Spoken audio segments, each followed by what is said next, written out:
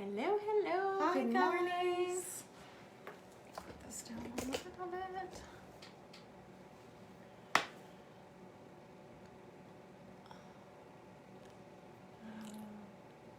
An apologetic should be on the top because I've been There it nervous. is. All Yay. right, that was quick and fast. easy. Yay! Okay. Always gives me grief. There, no. I don't know your phone well. Okay, there we go. We got Hi, it. everybody. Yay! And that was fast. We're shared into all the groups. We're on a roll this morning. It's going to be a Woo-hoo. good morning. Welcome to Braveheart Conversations. Today I am Jillian Aurora, and this is my co-host, Marie Wallace. Hi, guys. And we are super pumped to be here with you today. Thank you for joining us live. We're live every Thursday morning. Marie, did you tag me? I'm just gonna make sure. That's all right. Yay! This will be easy.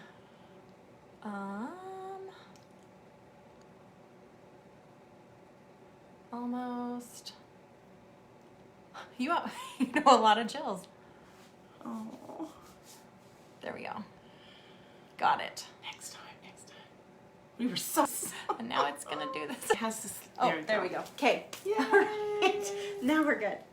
Okay, so this morning we are going to be talking about standards versus requests. And what we mean by that is a lot of times we hear, I set boundaries, but my The husband buts. won't respect them, right?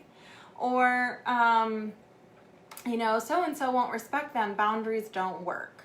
And I hear this pretty frequently for those that are newbies to boundary setting, right? This is part of the process of learning. Or too many exceptions. Right. Yeah, I can't set a boundary with my mom or my children, or we've talked about these exceptions before, that we're actually living at their mercy if we allow an exception to our values. So there's two very distinct things that are important in relationships. One is your standards or boundaries. I think that there's some small differences there, but standards and boundaries are both really important. But the thing about standards and boundaries is that they're requirements. They aren't negotiable. They are, this is what's required to access my space. Or a standard, for example, might be a standard for being in a close relationship with me is no substance addictions. That's a biggie for me. Or no lying. Like, those would be standards that if you show me that your true colors are different than that, it's not that I have judgment towards you, it's that you're just not a good fit for a relationship with me. So those standards, we have a lot of programming to overcome because we often feel guilty for having those standards. In fact, I still deal with those feelings when I say I'm not willing to be in a close relationship with someone who is currently using substances. That can still feel like, oh, I'm such a snob for saying that. But after many years of blowing past my values and my desires about being in a healthy relationship, I've learned that is a standard that I have to honor me. So boundaries and standards are requirements, right? And so when I see something that's out of alignment with that, it's my job to walk away. But then the other side of that, requests, and this is where we get hung up because we're often treating standards and boundaries as if they are requests. We're treating them as if we're saying, will you please do blah, blah, blah, instead of this is a requirement to be in relationship with me. Requests, however, there's still a really important function in relationships. Requests are important because we may have times when we say, it would be really meaningful to me if you got me some flowers, or I'm really in need of an outing. This is not a boundary, right? This isn't a requirement. This is simply communicating with what your needs are. Exactly. Or your desires might be. Right, but it's not a, I'm going to leave the relationship if this doesn't happen. If you don't bring me flowers. Right, and so, Marie, I think you've been really great at sharing this information, with you and Joe. You're really able to share your requests, and these aren't hardline standards. These are, just communicating, this is what I'm feeling, this is what I'm needing right now. So, Marie, do you want to share a little bit of insight about requests and how in your relationship with Joe, or you can share outside of romantic relationships too, but like being able to express what you're wanting? Yeah, I like that. I think in order for people to feel success in their relationship, it's nice to know things that would enhance your relationship or make me happy is a little weird to say, but things that just create joy for me. And so in our relationship, Joe feels successful in the relationship if I explain to him what things matter to me, what things are important to me, and it's outside of the boundaries. But yes, it would be nice to have flowers right now. He actually became super husband because he would show up at school with flowers for me, and it would be the beginning of the school year. But what people didn't know on the backside was that I was requesting him to get me flowers so that I could start my school year off in this really fun manner and be able to, I don't know, it was just something that I loved and something that I thought was cool. Or, asking for little things that bring, maybe it's a massage, maybe it's whisper sweet nothings. I'm not sure, what the requests are, but it's way different.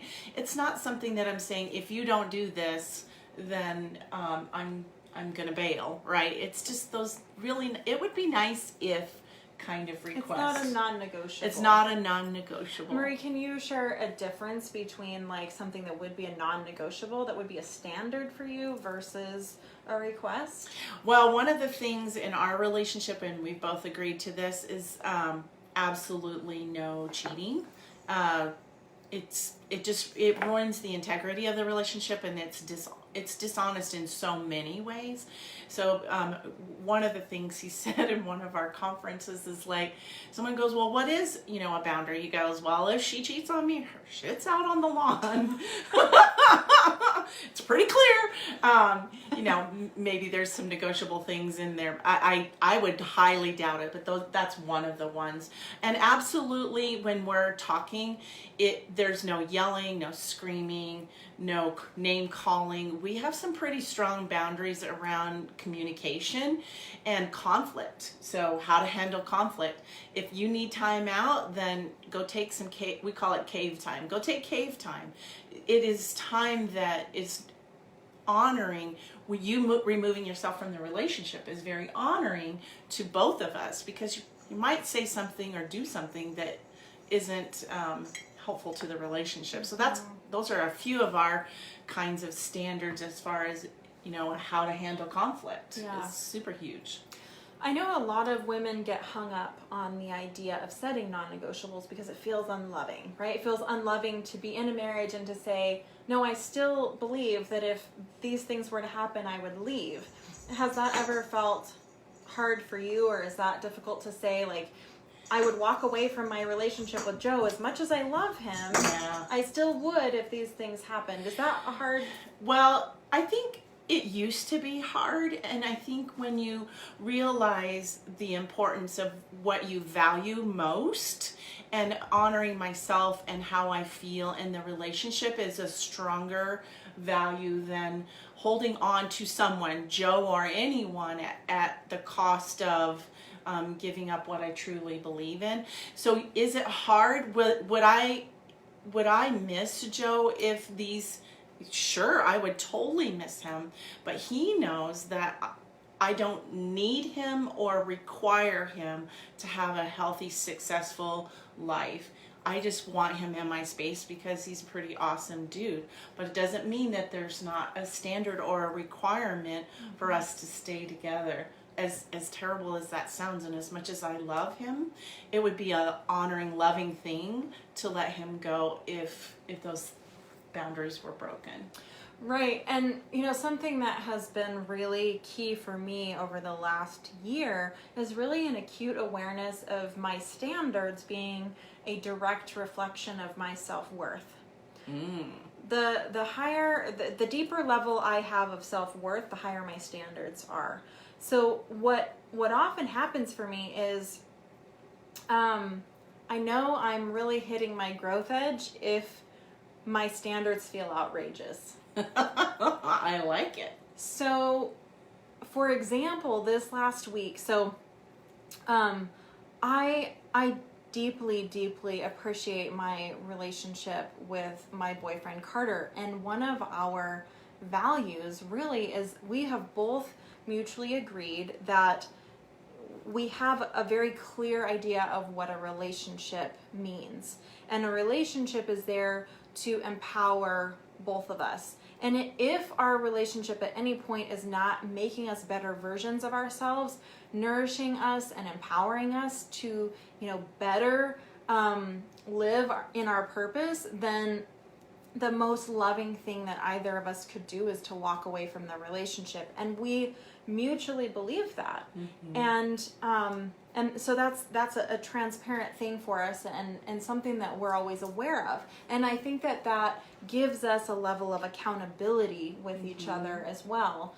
And like you said, empowering. How empowering is it to know where those edges are, or to have an idea? It would be just like if we decided to play Monopoly and everybody had a different set of rules, and it was just this crazy free-for-all. No one knows how to play the game, or win the game if that's your goal. But well, yeah, and so clarity is a really big piece too. So we're constantly learning what our standards are. So I know that I'm still far away from understanding all of my standards that I will ever know. I know a certain level, and sometimes something that is really unpleasant to me will happen, and then I'll go, oh, there's a new standard.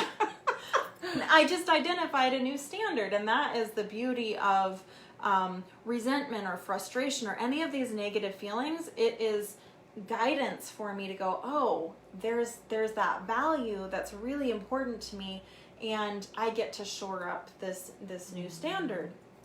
And so this last week I identified a new standard, which to me was I really don't enjoy romantic partnerships where one of us is socializing in the middle of the night. Does that make sense? But when I was discovering this new standard for me, I felt so much come up that was, you're being outrageous, you're being unrealistic, that's too much to ask, that's controlling, like all of this resistance came up. And so it's been a practice to learn how to shut down the chatter and to say, I'm allowed to have this desire. And it doesn't mean I'm saying that the other person is bad and wrong for if they don't line up. But it's my obligation to myself to communicate that and to say, this is really important to me. And this is a standard. This is not a request. This is a standard. And if that's not okay with you, that's all right. It's just not a fit. And so having the courage to have those decisions, because this goes back to the idea that we were talking about. In my relationship today, we want each other to share our standards, and we believe wholeheartedly that by both of us honoring each other's standards, that's how we have the most empowering relationship. Is if I am somehow out of alignment with his standards, then I don't want him to stay caged in a relationship with me. We'll both be miserable. And vice versa. Resentment, yeah. Right. So, and very often it's interesting because if either of us share a standard, then it's just the communication of that where we're like, yeah, of course, that makes And sense. I don't sometimes we mind that. cause ourselves this grief and worry. Well, I don't know if I can bring that up, and then they're like, sure. It's like, oh. And it's such a testament to the relationship too, because every time that there has been either of us that have said, this hurts or this doesn't feel good, because the relationship is important and it's not a hierarchy, it's a partnership, and we're not okay with win-lose situations. That is a partnership. There's no win-lose situations in a partnership. There's only Win-wins only. And so because of that, the response is always very telling.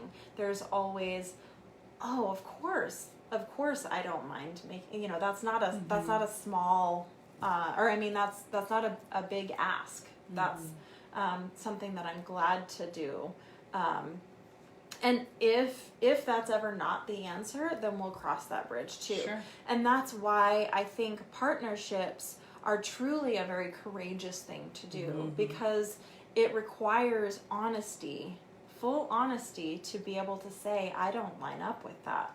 Or to say... And courage to bring it up and have those conversations. Yep. And to say, this is a value for me, and in order to honor myself, I'm going to express this value and this standard, even if it means discovering that we're not a match anymore. That's tough. But that's so much more courageous than the alternative, which is saying, like, I'm afraid of losing the relationship, so I won't speak. What's or really hanging on important for to me. dear life, even if it's not a good fit, right?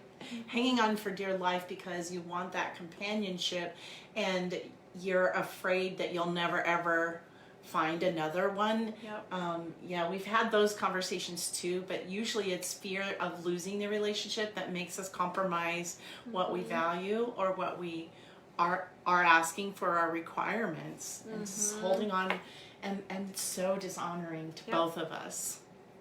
Absolutely. Yeah, so I think that's a whole new paradigm to believe, like, I want to hear your standards, and if I'm not a match for your standards, I'll gladly release you so that you can honor these standards. Like, that's a whole different way of having loving relationships.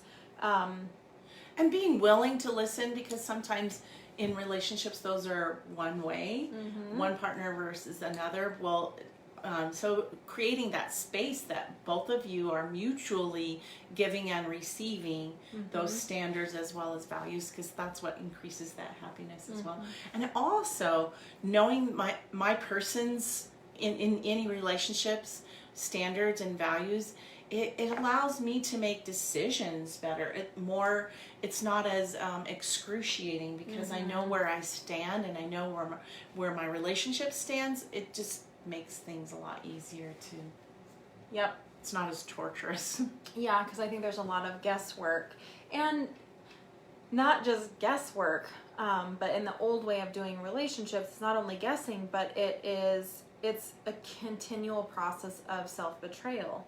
Because if my guess is that you're not going to be okay with my standard, I just don't speak it. I just accommodate myself to whatever I think your decision's going to be, which causes more resentment. And it's not loving to either person.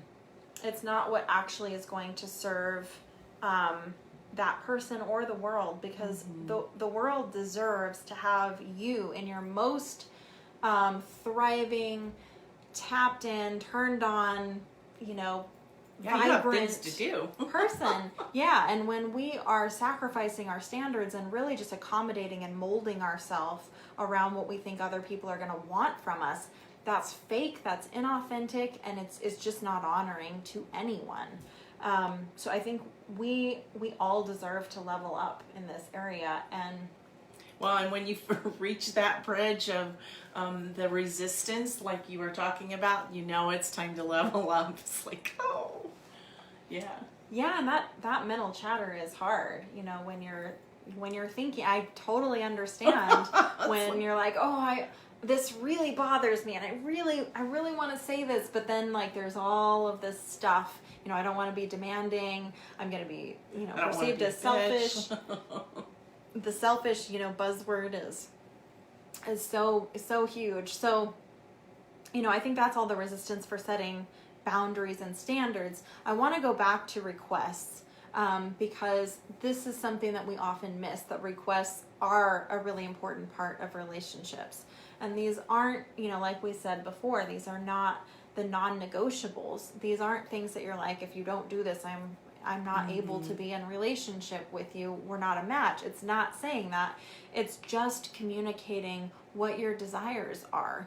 And I love, Marie, you're such a light in this, because so many women struggle with saying, man, it would be really meaningful if I received flowers at school on the first day of the year. Most women aren't willing to say that unapologetically. And they get shocked. They get shocked that I ask, because they think that's like too much to ask. So tell me the resistance that comes up. From them? From the words that they said, or even in your own brain, why you shouldn't say that. Some of the resistance that comes up that I hear is it's selfish. You can't do that. Like, but why? I think I've gone beyond that, so I'm not sure if I do know why. I think it's a conditioned way of being, conditioned that women aren't supposed to ask. And they're just supposed to women know. in general, yeah, and the guy's supposed to just know, like, he cannot read your mind. I'm just saying.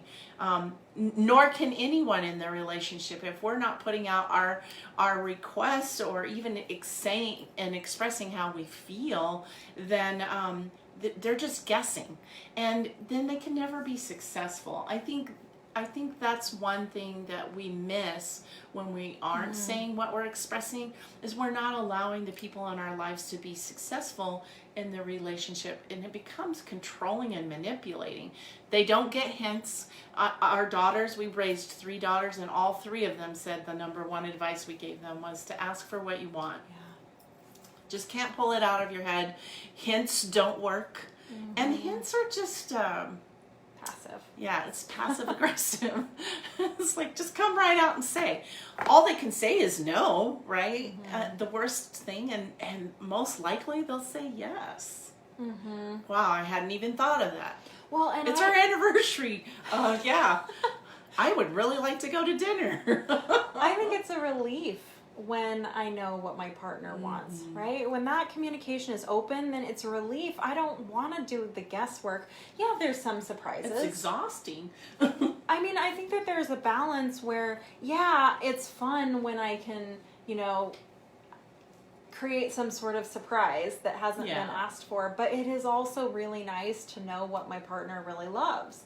And when there's no shame around saying, this is what I love and I'd really like to have more of it, I really like these particular outings, or I'd really like to do this more often, or... Which makes the surprise even more fun, because they'll like it. Right. So I think that it's relief on both sides. And I do think that we have some old programming as women specifically. There's a bit of a gender divide there, where women over the last few centuries haven't really, it hasn't been their role to ask for what they need. It wasn't allowed. They were there to cater to men.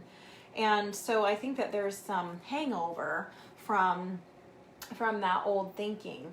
And we get to heal that, right? As partners, if you truly have a partnership, then that means both people care equally to not accommodate, but to support and to encourage the other person. And it's not a one-way thing. It's not one person's role to support. It's both people's role to support. I'm glad you brought that up, because I have heard the other way too, where the woman was exactly able to ask but didn't allow the space. And here's what I would suggest: let it be a conversation that's open, like once a month, a couple of times a year, where you say, hey, what are some things, just opening a conversation, saying, are you happy with things? Is there something I could do more?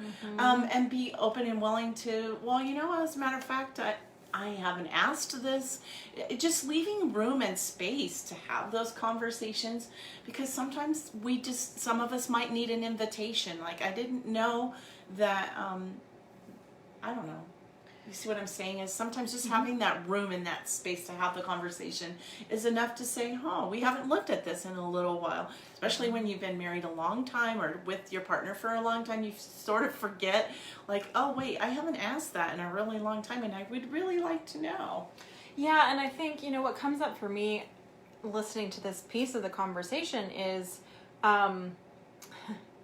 we often think that we can be healthy enough to make a relationship healthy, which I think is such a huge myth. That's a great. And this is the point where I became so aware that I was not able to make up for my partner's lack of self-worth. Mm-hmm. So I would ask this question, which I think is a really powerful question. To my partner, I would say, how do you feel most loved? Mm-hmm.